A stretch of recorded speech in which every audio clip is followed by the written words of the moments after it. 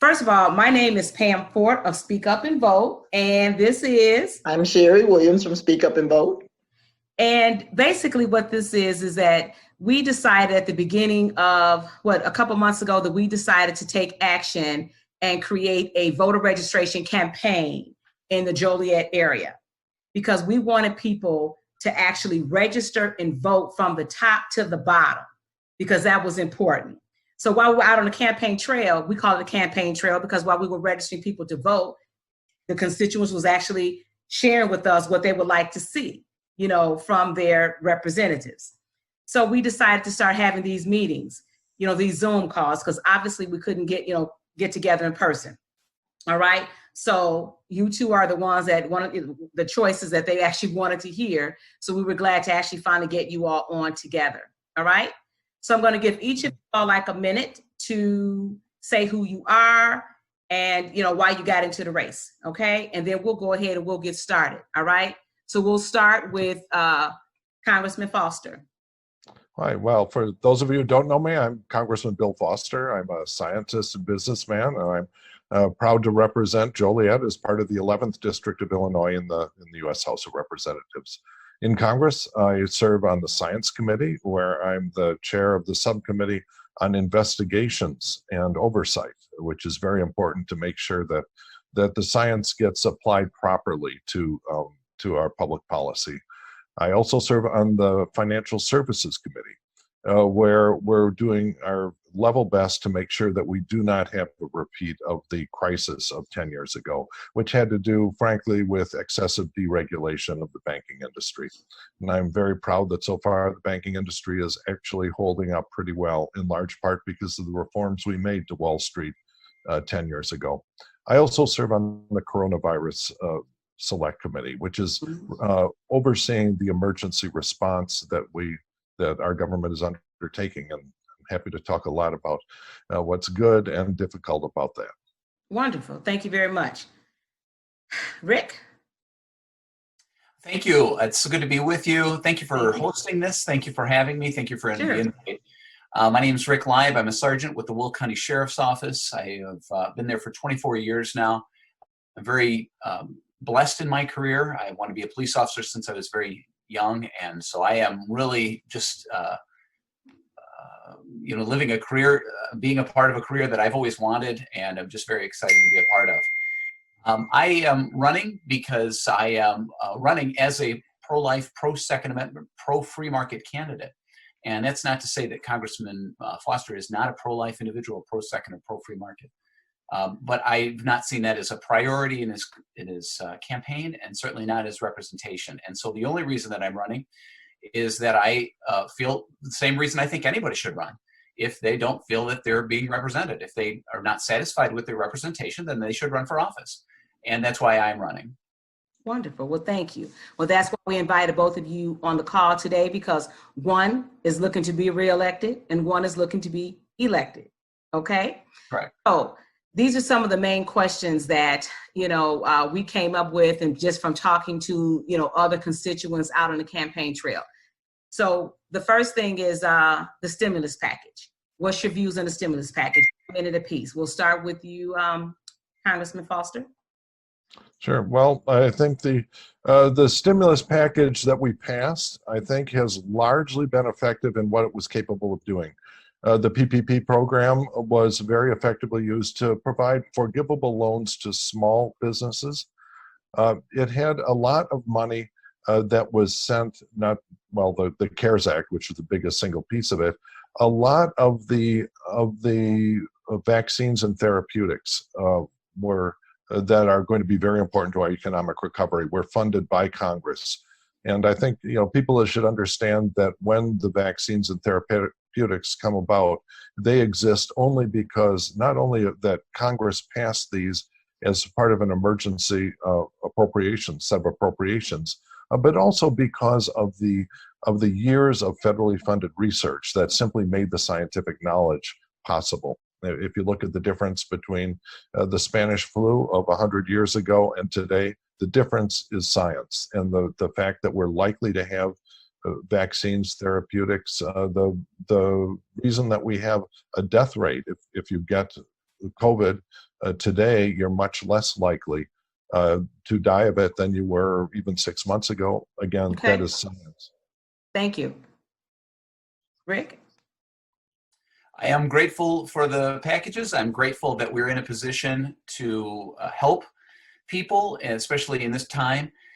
What I am a fan of is restraint. So I am glad that we're having these packages. I think that it's very common that we say that the government is providing these packages. What I encourage people to do is just to think about that it's not the government that's paying for these. We should always be asking, anytime the government does anything, who is paying for that? Taxpayers are paying for this. So that's why I encourage to see some type of restraint.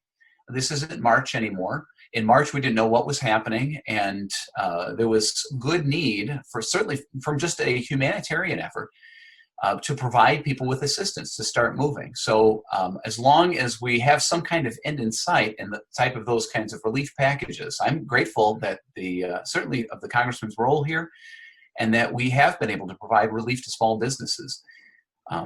But we want to see some restraints in these future packages. Thank you. Chair? Well, what type of restraints are you referring to? What do you mean? I see lots of discussion on bailouts, that these type of packages are going towards financial problems that the state of Illinois has gotten into to care for pension holes that we've created and other kinds of bankruptcy policies that we've created and embraced here in the state of Illinois. But it's not just Illinois. There's other states that are want to use COVID relief to address other kinds of financial missteps and poor financial planning that they've done. That's not the intention of COVID relief. I agree with what the congressman said. He said, we're trying to provide aid for small businesses. That's great. We need to get through this time. That's fine. That's what I mean by restraint. We can't just start writing checks to cover businesses. And I'm not suggesting that's what the congressman said. I just want to be clear about that. I'm just suggesting that we want to be sure that we're seeing restraint. Thank you. All right, that brings us to our next question, and it's on healthcare. Sherry? Well, Actually, could I for a moment just sort of quickly respond just on the thing having to do with Sure. Illinois? Absolutely. I think that 1 people minute. don't understand the real reason for Illinois' fiscal crisis. And that is that every year, Illinois loses between 20 and $40 billion because our state pays a lot more in federal taxes than we get back in federal spending. And that's been documented to be going on for the last 40 years. So every year we write a check amounting to about $3,000 per person that is received by, the states largely of the Sun Belt and the near Western states. And so you can ask the question, well, what is being done with this money? And those states have used it in large part, to build better roads, to lower their taxes, to lure businesses out of Illinois because we're writing them this giant check every year. And, that has to stop. It's largely driven by the Senate, which is dominated by low population, rural and southern states. And we have to stand up for Illinois. And that starts with understanding that that is the source of Illinois' fiscal policy. If we simply broke even on it, stop writing this enormous check, we would not have a long-term problem with our pensions and so on. Okay, thank you. Sherry? okay. Speaking of the COVID-19 coronavirus, this pandemic has caused a lot of people to lose their jobs and consequently their health care. So we'll start with you, Mr. Foster. What would you do to alleviate this problem? It has become, I know people that have lost their health insurance and they are not working as well, so they got a double whammy. So how do we resolve this issue? 1 Yeah, minute. well, I believe that healthcare is a fundamental human right, and that government has a responsibility to provide at least a basic level of healthcare to every man, woman, and child. I'm very proud of having voted for the Affordable Care Act, which was a giant step in the right direction. One of the most useful parts of the Affordable Care Act was the expansion of Medicaid, which is the true safety net.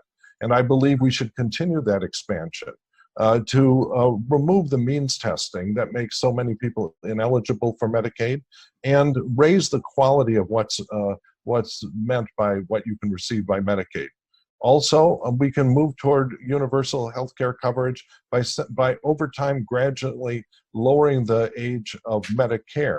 which is one of the steps that we can do that would really help millions of people who run into most of their health problems as they approach the age of 65 and are not there yet. And so these are the sort of incremental steps that I believe are the best way to continue to expand what we accomplished with the HCA. Including a public option, which I think will provide very necessary competition to the insurance companies, so that we actually, continue to lower the cost of healthcare. Thank you. Then, Mr. Live, what are your views on healthcare? Well, I don't. I'm happy to hear the argument that healthcare is a right. I don't know why it would be a fundamental right. I'm happy to hear that argument. But even if let's say we crossed that bridge and we said, okay, it's a human right, I'm not certain why the government is still footing that bill. I don't know why the government is a part of that role. There's lots of different kinds of insurance that people have. There's different kinds of insurance care that people get that the government is not a part of. The government doesn't do anything for my home insurance. The government doesn't have a part in my auto insurance. They don't provide those things for me, and I don't see why we look to the government to provide those things. It would seem to me that people can get very good health care on their own when the government, better care I might add, when the government steps out of the way, when the government removes itself and actually creates more avenues of people to get their own health care. Give me an example. Give us an example. Of what?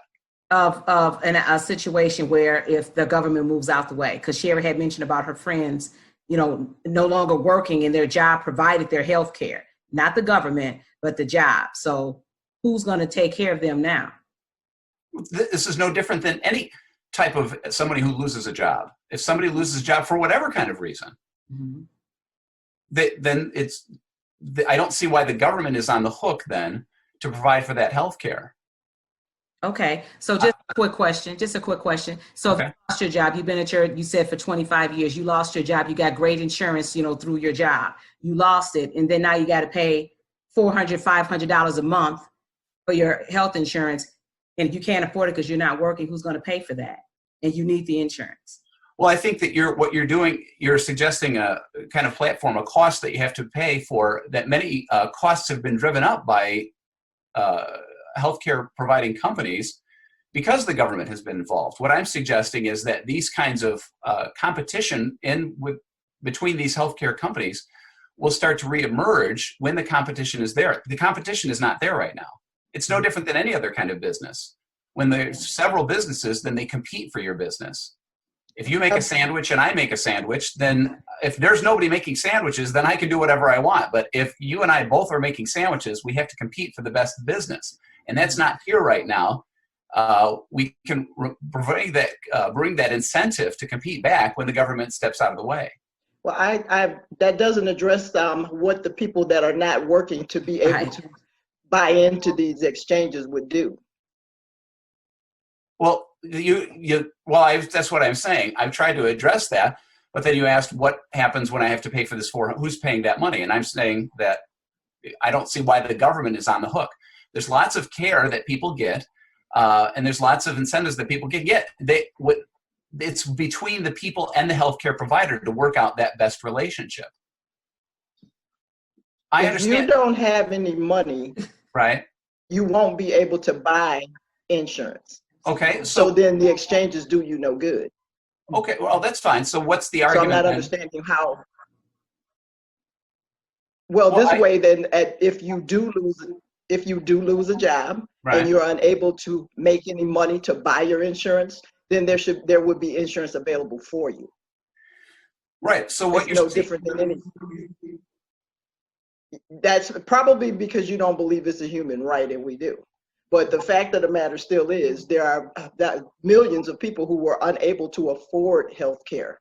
And those are the people that we're trying to address here. That's the question.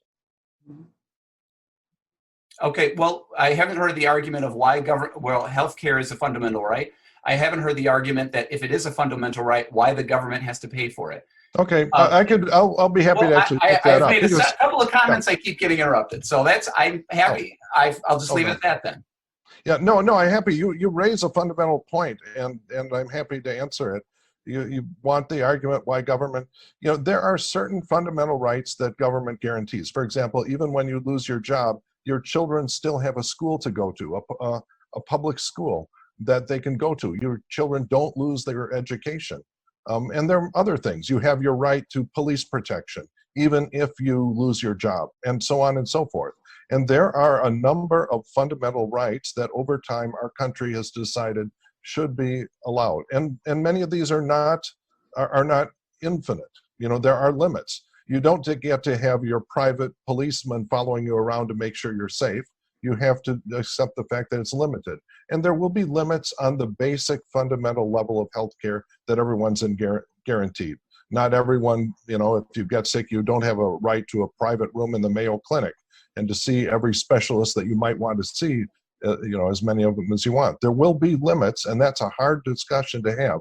But I don't think it should be zero. We cannot throw people who end up, because their life didn't turn out the way they dreamed, might not have the resources to purchase health care. We can't, I don't believe that we can let our government leave them with nothing.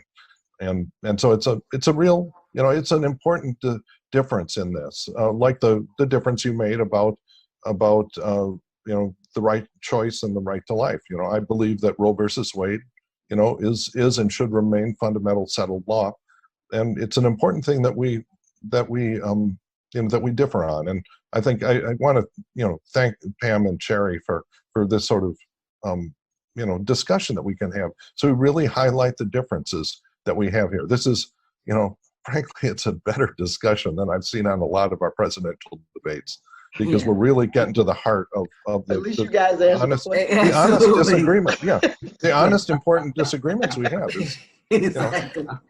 You know, and we're trying to get as many questions in as possible. So the next thing is the unemployment. Statistically, right now, Illinois is at 11%, you know, unemployment rate. How are you going to address that? You know, we'll start with Congressman Foster, and you got 1 minute. Well, you know, I entered office in 2008 when the economy was collapsing because of epic mismanagement. And so I was very involved in the emergency response that rescued our economy and turned it around and led to the longest period of uninterrupted economic recovery and job creation in our nation's history.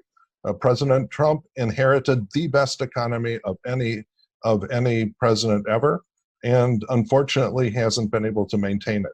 The rate of job creation in the first 3 years of President Trump, even before COVID hit, was less than the rate of job creation in the last 3 years of the Obama-Biden administration.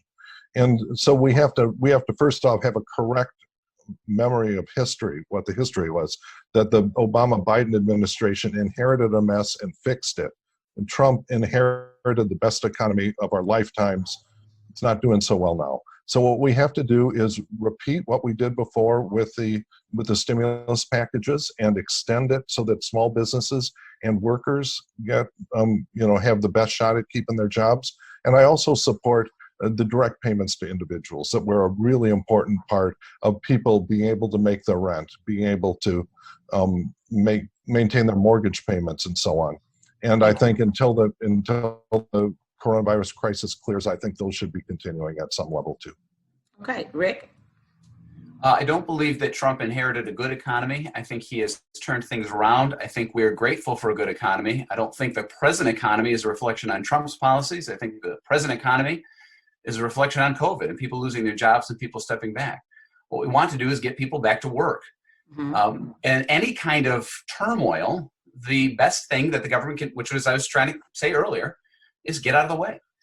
We know what a formula for success is for a thriving economy. And that is what the government can have a hand in that. I'm not saying the government can do nothing. The government can hand a hand in it. And that's to How do you reduce think that regulation. Trump has, I'm sorry, go ahead, finish. Reduce regulation and lower taxes. When the government focuses on reducing regulations and lowering taxes, people can get back to work. They can they can start businesses. They have the freedom to create. They're encouraged to create. They're encouraged to develop business. That's what they can do to get back to work. Okay, thank you.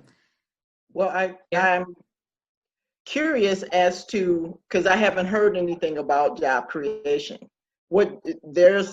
To me, there's a possibility for a lot of job creation. We got crumbling infrastructure all over the place. There'll be jobs for people. So how would you guys and I'll talk to you first, Rick. how would you propose that the government stay out of that, or what would you do as a congressperson to help to move that forward? Right. So two things, reduce regulation on businesses and lower taxes. And I think those are the type of things that incentivize people to work. When we raise our taxes, I don't think that incentivizes people to work. I think lowering taxes is what incentivizes work. Now, I'm not trying to say I can just do that. You're asking me what would I do as a congressman? Right. That's what I would do. That's what I would seek to do. Those are the type of things that I would do that would encourage people to get back to work and create jobs, or pursue how does their that create jobs though? And I'm actually thinking about the warehouses that were supposed to create jobs here in Joliet. Okay, so that's business, but it's like $10 an hour job. So you leave people alone and they don't pay their workers. So I'm sorry, but I'm not understanding. I'm talking about real jobs, living wages. And Okay, how does reducing taxes, because if you reduce the taxes, the money that the taxes paid for things with, then what happens to that? I don't get me wrong. I don't like paying taxes any more than anybody else. Mhm. But None of the us. fact of the matter is, they're necessary. Otherwise, how do you get the revenue to do stuff? Right. I didn't say eliminate taxes. I said reduce them. Where we raise them, we're going in the opposite direction. The more you raise, well, how much, what will you be satisfied to pay in your taxes? Would you be satisfied to pay 90% of what you make? I mean, Depending on what I'm getting, it would depend on what I'm getting. well, for. I'm not satisfied what I'm getting. I mean, I'm grateful. I love that, we have the police. I love that we have fire. We have hospitals. I mean, I understand that we have roads that are clean. I like that. That's great. But I'm saying that to reduce taxes is what encourages people to try. When people see that more of their money is taken out of their checks, I don't see But why they could be more You're inside. talking about people that are working. We're talking about people that are unemployed. Right. Well, what do you want to talk about? Working? I want to talk about how we get them jobs.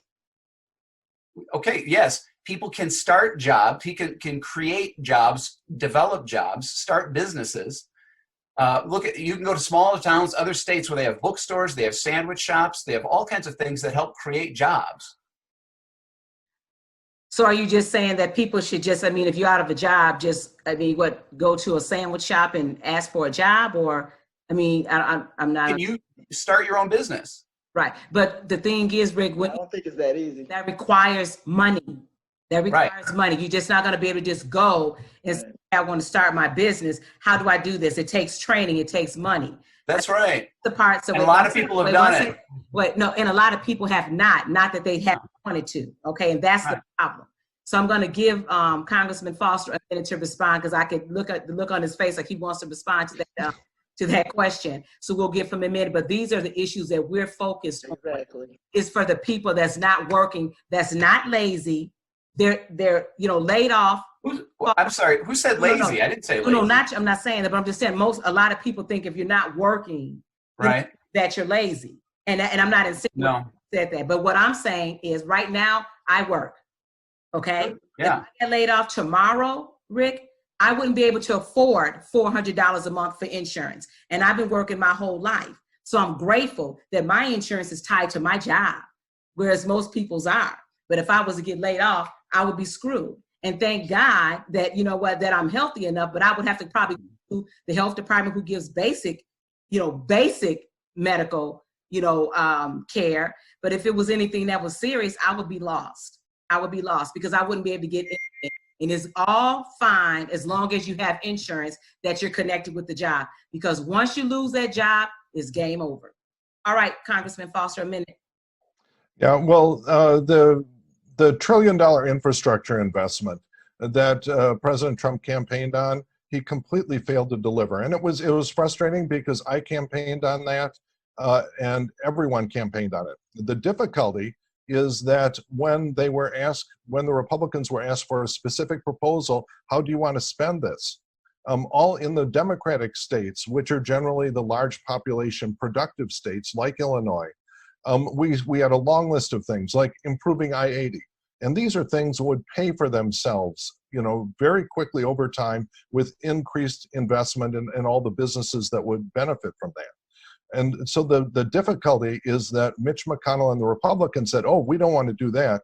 We want to spend all the money in the little tiny rural states, where people have been leaving for generations.